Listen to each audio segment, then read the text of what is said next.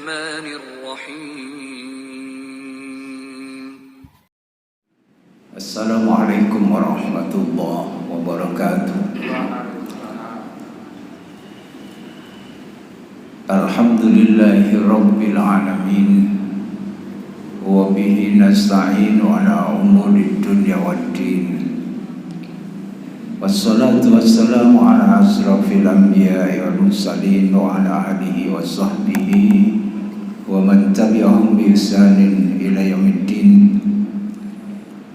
رب اشرح لي صدري ويسر لي أمري wahlul 'uqdatam min lisani yafqahu qawli. Amma ba'd. Puji syukur marilah kita panjatkan kehadirat Allah Subhanahu wa taala.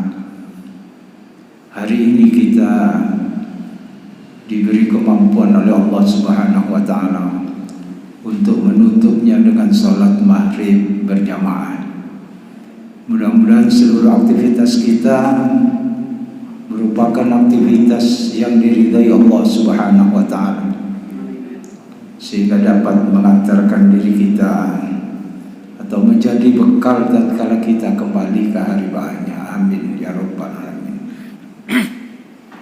Salawat serta salam semoga tetap tercurahkan ke hari bahagia junjungan kita Nabi besar Muhammad sallallahu alaihi wasallam beserta keluarga dan para sahabatnya serta umatnya yang setia melaksanakan ajarannya ila yaumil qiyamah.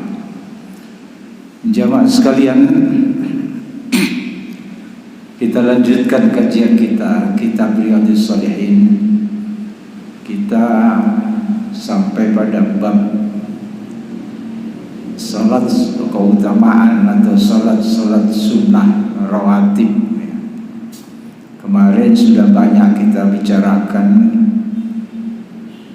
tentang salat rawatib ini dari asar, maghrib, isya, dan kali ini salat sunnah Jumat. Ini ada beberapa pendapat yang diikuti oleh umat Islam di Indonesia ini. Dalam bab ini juga terdapat hadis Ibnu Umar yang kemarin sudah kita pelajari, yaitu salat Ibnu Umar radhiyallahu anhu menyampaikan bahwa dia pernah mengerjakan salat bersama Rasulullah sallallahu alaihi wasallam, yaitu 2 rakaat setelah salat Jumat, dan hadis itu disepakati oleh Imam Bukhari dan Muslim, muttafaqun alaih. Masuk di bab ini Imam Nawawi mengetengahkan sebuah hadis yang diriwayatkan oleh Imam Muslim dari Abu Hurairah radhiyallahu anhu. Beliau mengatakan qala Rasulullah sallallahu alaihi wasallam, idza shalla ahadukumul jumu'ah falyusalli ba'daha arba'an. Ini hadis dari Abu Hurairah radhiyallahu anhu. Beliau menceritakan bahwa Rasulullah sallallahu alaihi wasallam pernah bersabda, idza shalla ahadukumul jumu'ah, apabila seorang di antara kalian mengerjakan salat Jumat. Jadi setelah kita mengikuti salat Jumat tentunya dengan khutbahnya, maka kata Rasulullah sallallahu alaihi wasallam, falyusalli ba'daha arba'an, hendaklah dia mengerjakan salat 4 rakaat sesudah itu. Jadi Rasulullah sallallahu alaihi wasallam memerintahkan setelah kita menunaikan ibadah salat Jumat, maka kita diperintahkan untuk salat 4 rakaat setelah salat Jumat. Ini hadisnya jelas, diriwayatkan oleh Muslim dari Abu Hurairah radhiyallahu anhu. Selama ini bagaimana yang kita kerjakan? Yang sering kita dapati yaitu setelah sholat Jumat kita laksanakan dua rakaat. Nanti juga ada hadisnya itu. Tetapi di dalam hadis ini Rasulullah sallallahu alaihi wasallam memerintahkan kepada kita, jika kita telah menunaikan ibadah salat Jumat, maka kerjakan salat 4 rakaat setelahnya itu. Jamaah yang dirahmati Allah Subhanahu wa taala. Ini tidak banyak hadisnya. Ada 2 hadis yang langsung kita pelajari. Hadis yang berikutnya juga diriwayatkan oleh Imam Muslim hadis ini, tetapi sumbernya dari Ibnu Umar radhiyallahu anhu. Anna Nabiy sallallahu alaihi wasallam kana la yusalli ba'dal jumu'ati hatta yansarifa wa yusalli rak'ataini fi baiti. Ini berbeda lagi yang sumbernya dari Ibnu Umar radhiyallahu anhu. Beliau menceritakan bahwa Rasulullah sallallahu alaihi wasallam kana la yusalli ba'dal jum'ah hatta yunsarifa. Biasanya Rasulullah sallallahu alaihi wasallam tidak mengerjakan salat setelah salat Jumat itu sehingga dia pulang. Jadi Rasulullah sallallahu alaihi wasallam tidak mengerjakannya salat setelah salat Jumat itu di masjid. Tetapi beliau pulang dan setelah itu fayusalli rak'ataini fi baiti. Jadi setelah itu beliau di rumah mengerjakan salat sunnah 2 rakaat. Ini yang dasarnya 2 rakaat ataupun 4 rakaat dari sumber yang berbeda. Hadis-hadis yang kemarin juga kita pelajari yang diriwayatkan oleh Ibnu Umar radhiyallahu anhu sering menceritakan yang seperti ini, yaitu sumbernya tentunya dari keluarga Rasulullah sallallahu alaihi wasallam. Di saat bepergian pun Ibnu Umar radhiyallahu anhu juga pernah menceritakan bersama Rasulullah sallallahu alaihi wasallam tentang salat yang dikerjakan oleh Rasulullah sallallahu alaihi wasallam. Jadi kebanyakan kita memang mengerjakan salat setelah salat Jumat itu di mana? Di masjid ya. Karena kita tidak pulang. Pulangnya nanti setelah Isya ya seperti saat ini ya, masih bekerja. Jadi di saat bekerja kita salat Jumat.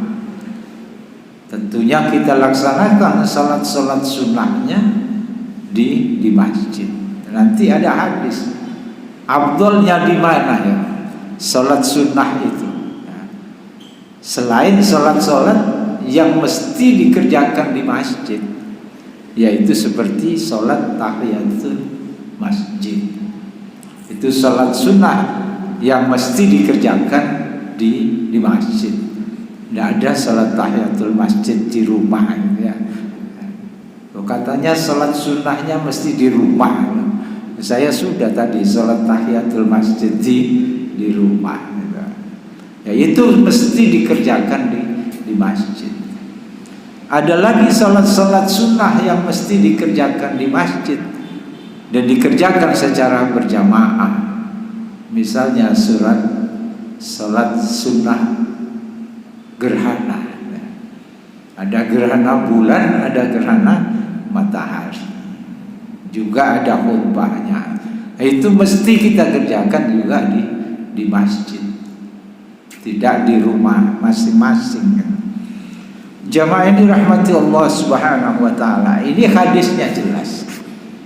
Rasulullah sallallahu alaihi wasallam tidak menyampaikan dan tidak memerintahkan serta tidak memberikan contoh bahwa Rasulullah melaksanakan salat sunnah qobliyah Jum'ah. Ini hadisnya, dua hadis ini menceritakan bahwa Rasulullah SAW yang pertama memerintahkan kepada kita salat 4 rakaat setelah salat Jum'ah. Jadi setelah salat Jum'ah. Dan hadis yang kedua, Ibnu Umar mengatakan bahwa Rasulullah SAW setelah sholat Jum'ah itu beliau pulang dan sampai di rumah beliau menunaikannya setelah Jumat itu berapa? Dua rakaat. Lalu beberapa ulama menyimpulkan bahwa sholat sunnah setelah sholat Jum'ah itu dilaksanakan 2 rakaat di masjid dan 2 rakaat di rumah. Nah, boleh-boleh saja, tapi ngenteni mari isya sampai di rumah ya. Jadi bisa 4 rakaat seperti qobliyah dan ba'diyah zuhur yang sering kita laksanakan. Ada setelah zuhur itu bisa 2 rakaat, juga bisa 4 rakaat. Begitu pula sebelumnya. Jadi qobliyah zuhur itu. Jamaah yang dirahmati Allah Subhanahu wa taala. Salat Jum'ah ini adalah salat yang memang salat Jum'ah itu adalah salat yang sendiri memang. Jadi tidak bisa dikait-kaitkan dengan salat lain. Jadi salat Jum'ah itu salat yang berdiri sendiri, bukan pengganti salat zuhur, bukan. Di salat Jum'ah itu salat yang berdiri sendiri. Di dalam hadis-hadis yang lain, nah ini di dalam hal ini memang ada perselisihan pendapat. Ada imam mazhab yang 4 itu yang disepakati, yang diikuti oleh banyak umat Islam. Memang yang 2 itu tidak ada salat qobliyah Jumat. Ada dari Imam Hanafi misalnya, itu berpendapat bahwa tidak ada salat qobliyah Jumat. Begitu pula Imam Malik bin Anas. Di mazhab Maliki itu tidak ada yang namanya salat qobliyah Jumat, karena hadisnya jelas itu tadi. Di beberapa masjid kita amati, memang dulu awal-awal mungkin ya, sekarang sudah mulai paham. Ketika ada salat Jum'ah itu ada yang azannya sekali, ada yang 2 kali. Dulu sudah kita pelajari itu. Di zaman Rasulullah sallallahu alaihi wasallam, Rasulullah melaksanakan Jum'ah itu tidak ada qobliyah Jum'ah dan adanya sekali.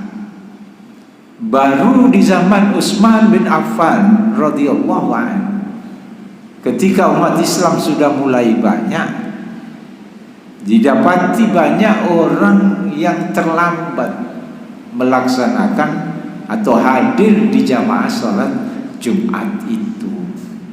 Maka berpikirlah di situ ada sebuah gagasan azan 2 kali. Tetapi azan yang pertama belum masuk waktu zuhur atau waktu sholat Jumat. Azan di pasar-pasar, kapan itu sudah kita pelajari hal ini ya. Azan di pasar-pasar. menginformasikan bahwa sebentar lagi kita akan menunaikan sholat Jumat berjamaah. Karena waktu itu banyak yang datang itu sudah terlambat, tidak mengikuti khutbah Jumat, tapi mereka sampai di situ melaksanakan sholat. Maka dari itulah diambil sebuah inisiatif di zaman Utsman bin Affan, sholat Jumat diawali dengan azan yang pertama, yaitu sebelum masuk waktu sholat Jumat. Nah, itulah yang kemudian dipakai di beberapa negara, di antaranya juga di Indonesia. Jadi mana yang benar? Dua-duanya sudah pernah diamalkan. Rasulullah SAW di zaman Rasulullah memang sekali adzan itu, sehingga tidak ada yang namanya qobliyah Jumat. Ketika khatib sudah mulai berkhutbah atau sudah berada di mimbar, ketika menantikan azan itu selesai dan akan berkhutbah, maka tidak boleh melaksanakan sholat ketika kita sudah duduk di situ.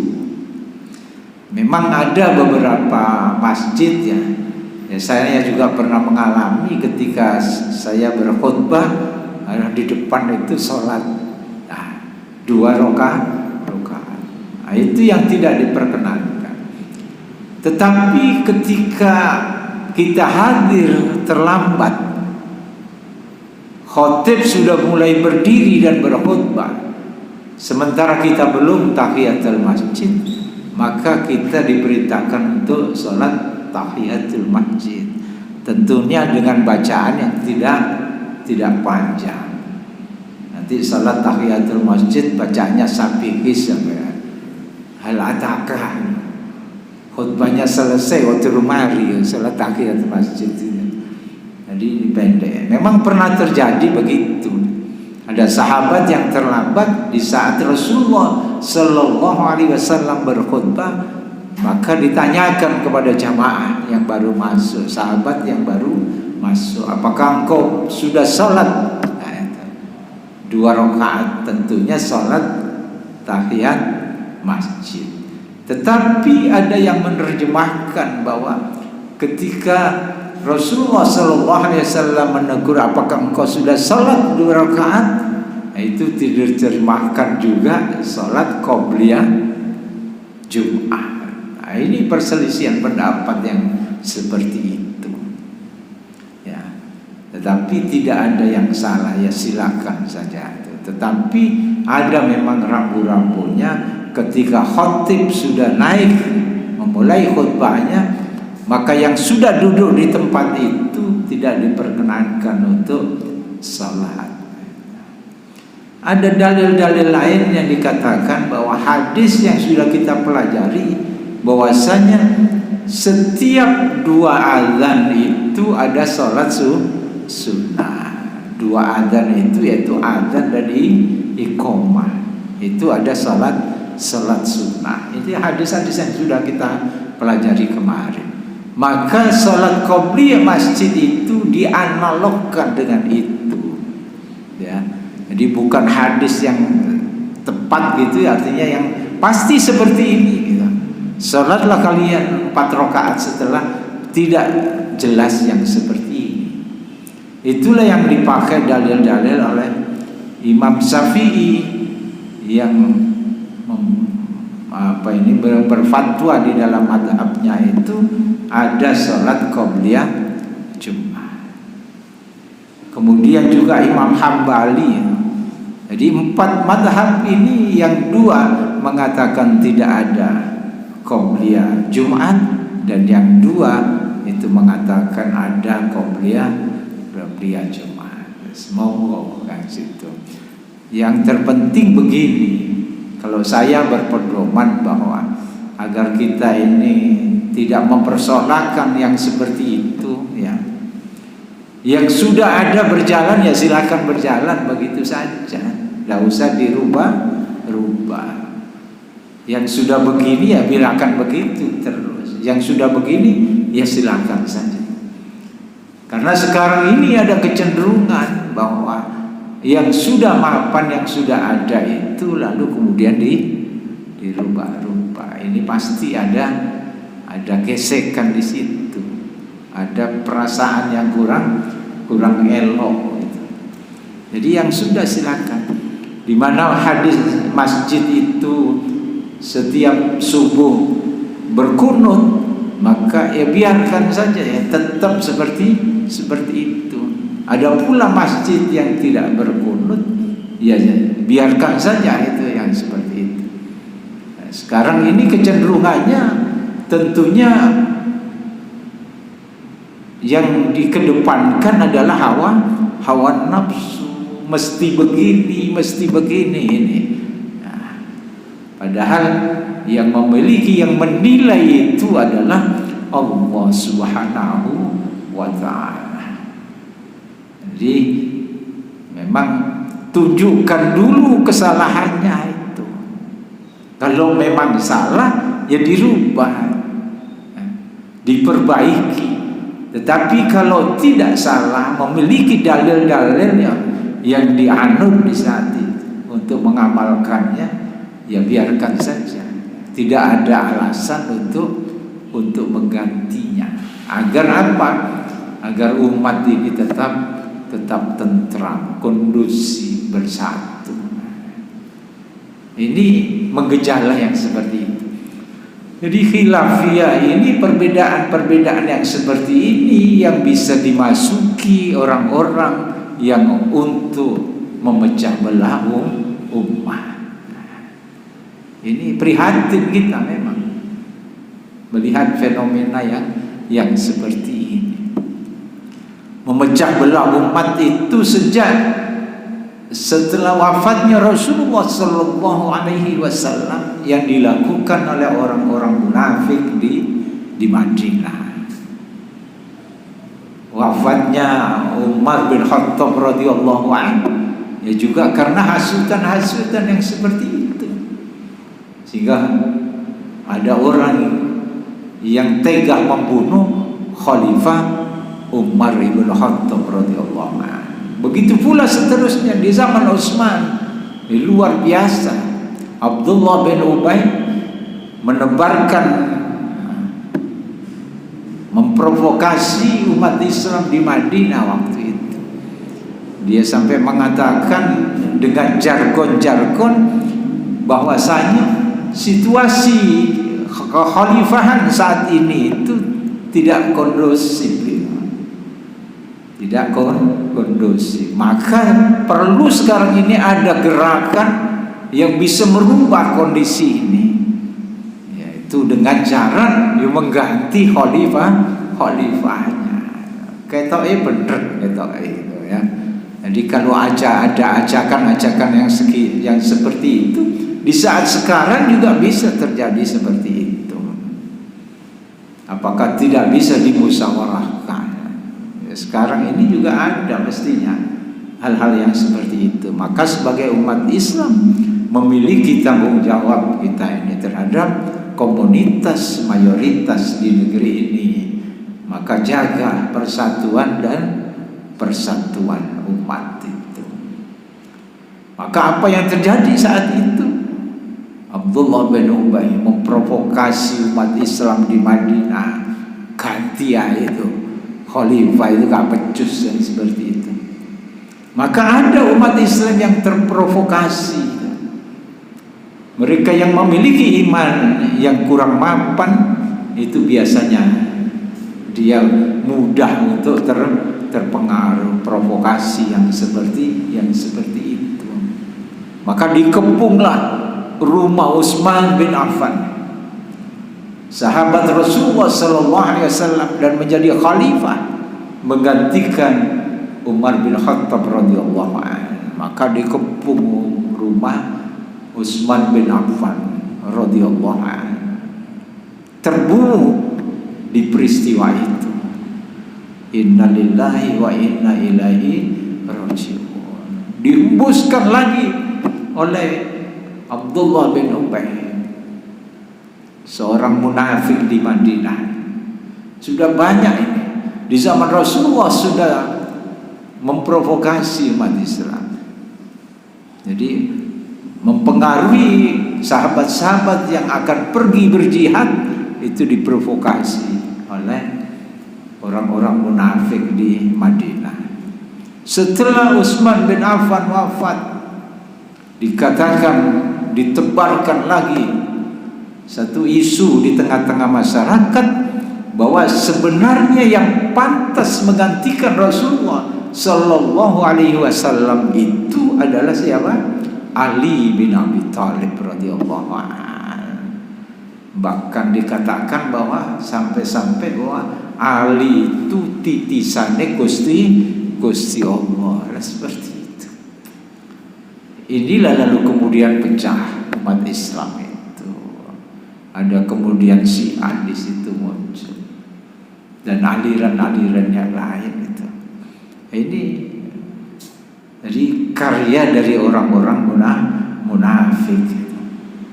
Sampai saat ini juga ada yang seperti itu. Yang terjadi di India misalnya ada Islam Ahmadiyah, di situ. Ada di India dan ada yang di Pakistan. Di Indonesia juga muncul ya beberapa aliran-aliran yang seperti itu. Alhamdulillah kita masih punya majelis ulama yang bisa berfatwa apakah aliran-aliran yang seperti ini pantas dijadikan atau masih di dalam koridor Islam atau agama Islam. Yaitu majelis ulama yang menetapkan, memberikan fatwa.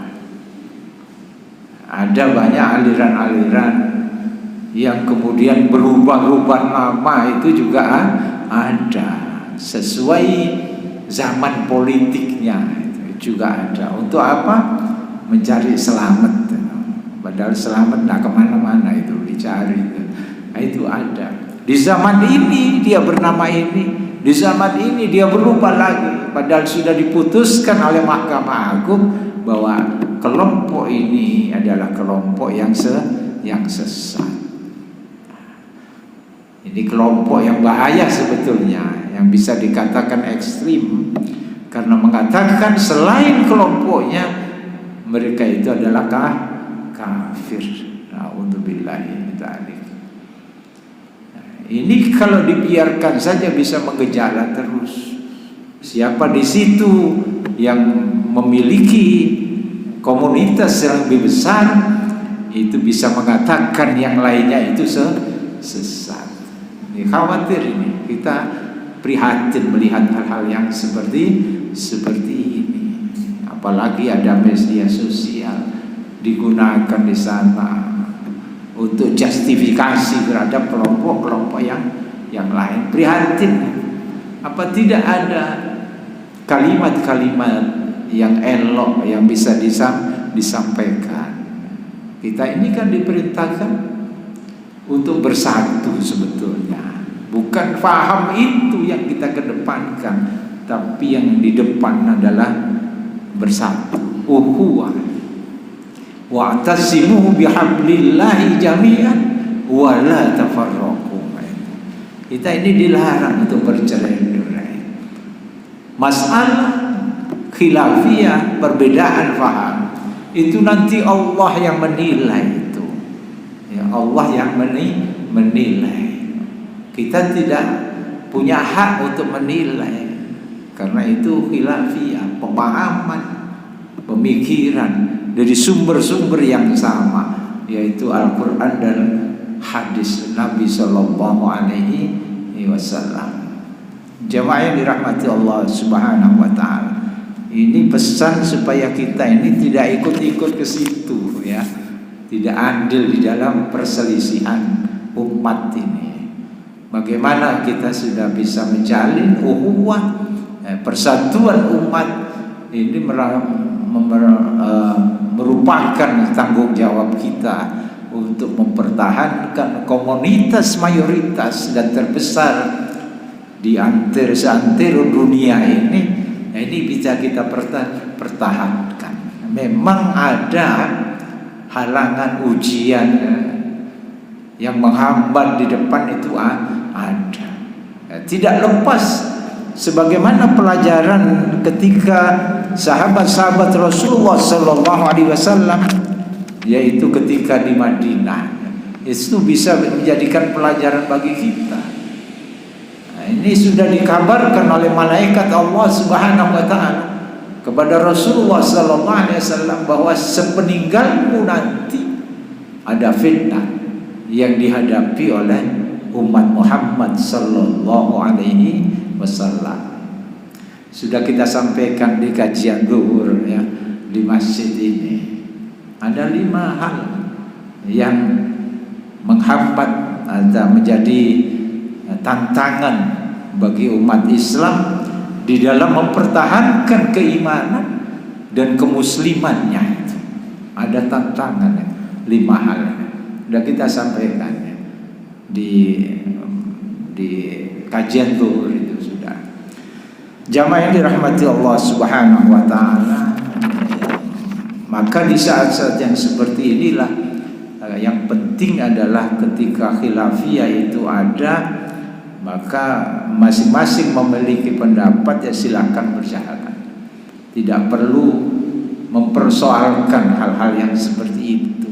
Semua punya dalil, punya dasar untuk melaksanakan. Ada kecenderungan sekarang ini, yaitu secara eksklusif. Kalau bukan kelompoknya ya jangan ikutlah kajian di situ ya. Kalau tidak kita buka di YouTube. Hal yang seperti ini tidak mendorong kita itu untuk bersama-sama bersatu. Nanti akidahmu itu akan terpengaruh, itu alasannya. Tetapi tidak dijelaskan bahwa di setiap majelis-majelis ilmu itu ada keberkahan di situ. Maka kita mestinya memerintahkan silakan. Kalau di situ ada majelis ilmu, datangi itu. Karena kalian akan mendapatkan keberkahan di dalam majelis ilmu itu. Bagaimana tidak? Malaikat-malaikat Allah Subhanahu wa taala akan melaporkan kepada Allah. Dan malaikat-malaikat itu mendoakan, dan kita yang datang di majelis itu ditentramkan hatinya.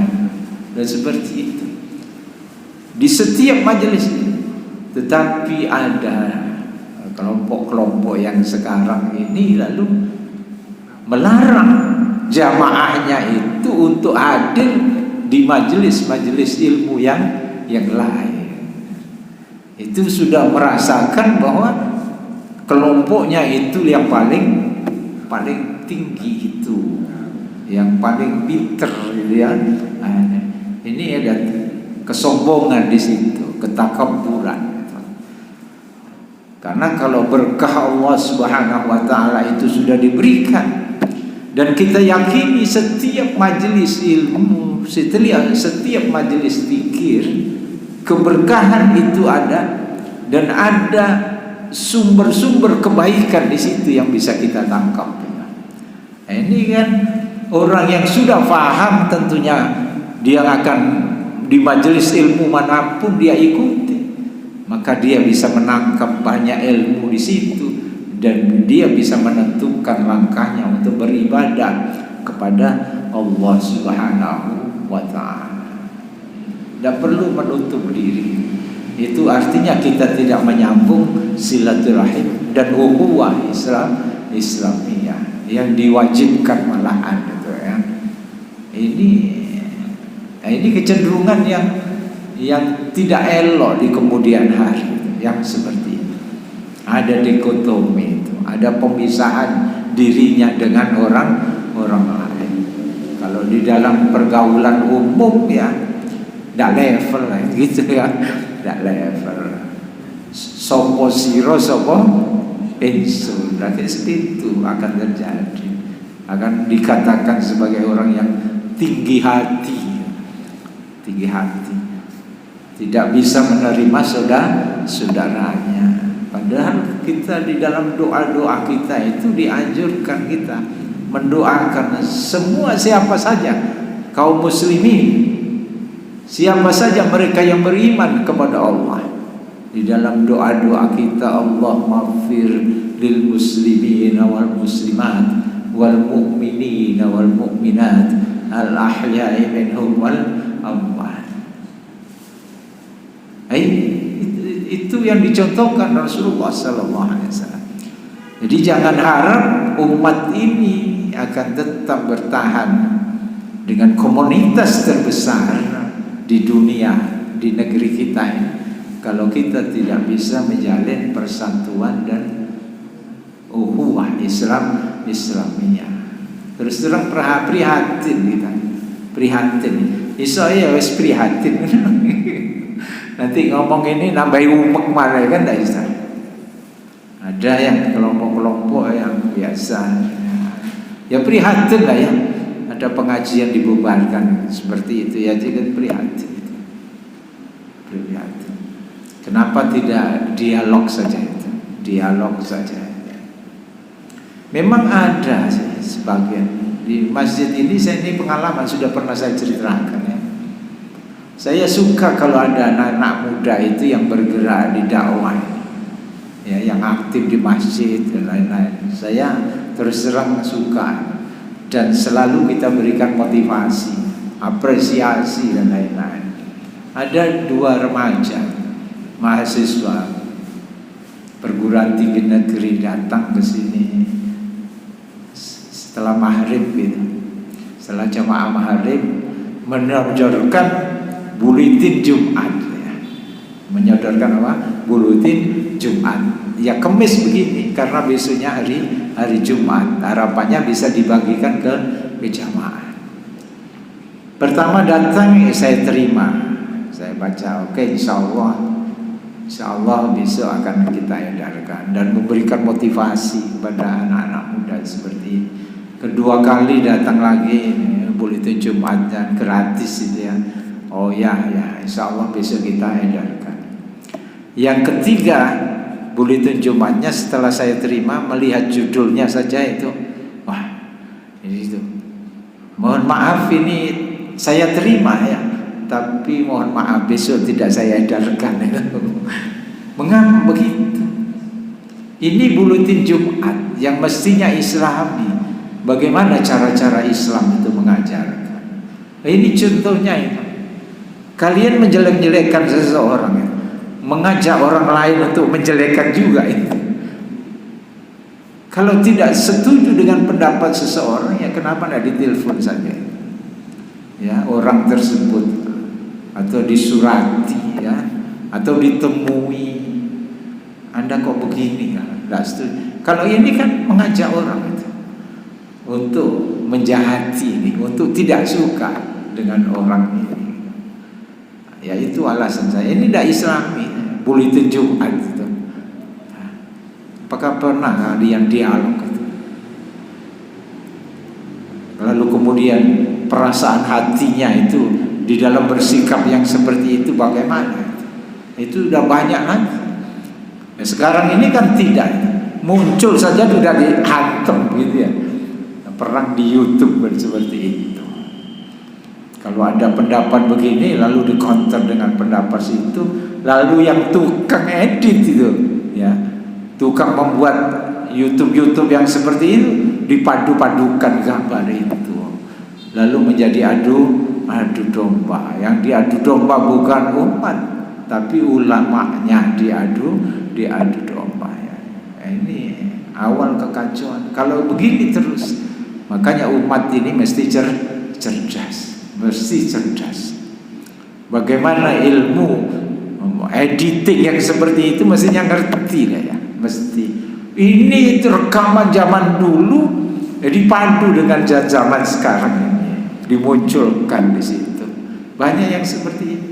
Nah kalau kita tidak paham tentang pengambilan gambar yang seperti itu, ya melok aja gitu.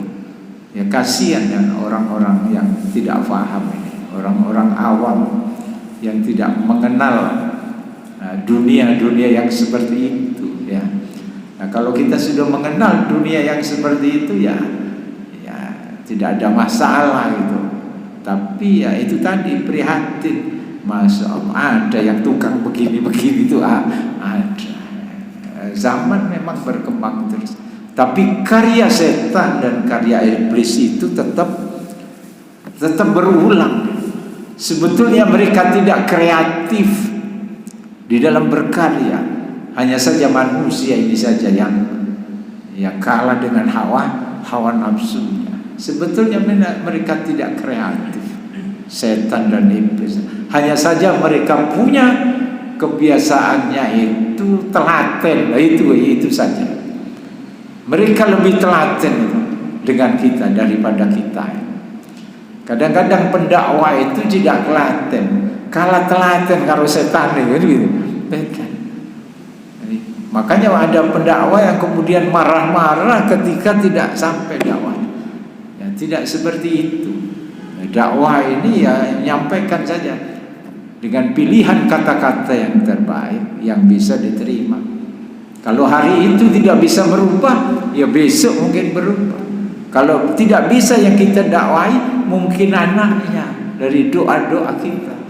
Mudah-mudahan diberikan hidayah. Nah, begitu. Itu yang dilakukan oleh Rasulullah SAW. Nah, sekarang ini dakwah sekali di situ udah marah-marah di situ ya, udah marah-marah. Ini tidak sebagaimana dakwah Rasulullah SAW. Lalu kemudian ada yang tukang-tukang yang seperti itu, tukang adu domba. Negeri kita ini menjangkit pada penduduk kita ini. Ada yang berprofesi itu khusus untuk mengadu domba, khusus untuk menjatuhkan orang lain. Ada yang profesinya seperti itu sekarang, dan ini menular kepada yang lain. Nanti tukang ngono-ngono gitu ya, karena mereka diopeni itu. Ya tentunya ada setan yang memberikan dana untuk menghidupi orang-orang yang seperti itu. Sebetulnya tidak kreatif sebetulnya. Dulu sudah ada. Kalau sekarang ini ada ya ketinggalan zaman sebetulnya ya. Di zaman Rasulullah sudah ada yang tukang mengadu domba yang seperti itu. Jadi kalau yang sekarang ini lalu ada yang baru saja dia sebagai tukang adu domba ya kerinan gitu ya, kuno lah ya, kalah dengan di zaman Abdullah bin Salul gitu, Abdullah bin Ubay ya, yang tukang fitnah di Madinah. Jamaah ini rahmati Allah Subhanahu wa taala, kembali kepada pelajaran kita bahwa sunnah Jumat yang diajarkan di dalam hadis-hadis ini yaitu kerjakan salat 4 rakaat setelah salat Jumat. Ini yang dikerjakan, yang diperintahkan oleh Rasulullah sallallahu alaihi wasallam. Dan yang kedua, kabar dari Ibnu Umar radhiyallahu anhu bahwasanya Rasulullah sallallahu alaihi wasallam setelah salat Jumat dia pulang dan kemudian melaksanakan salat 2 rakaat setelah salat Jumat. Jadi yang tidak perlu mempersoalkan yang adzan 2 kali, yang adzan sekali. Kita itu kan indah, kalau ada pilihan itu kan indah. Jangan kalau sama, semuanya sama, itu kurang elok dipandang mata. Kalau semuanya warnanya itu hitam semua kan tidak elok. Tetapi kalau ada kuning, biru, hijau, tetapi dia tetap bersandar kepada kebenarannya, itu indah. Ada masjid yang subuhnya kunut, ada masjid yang subuhnya tidak kunut. Mereka bisa memilih itu. Ini keindahan sebetulnya. Tetapi ada orang yang tidak menghendaki keindahan ya. Mudah-mudahan kita tidak mengedepankan hawa nafsu, tetapi kita tetap menuju pada persatuan umat sehingga kita mampu mempertahankan komunitas terbesar di negeri ini. Sebagai itu umat Islam ini yang bisa kita wariskan kepada anak-anak cucu kita nanti.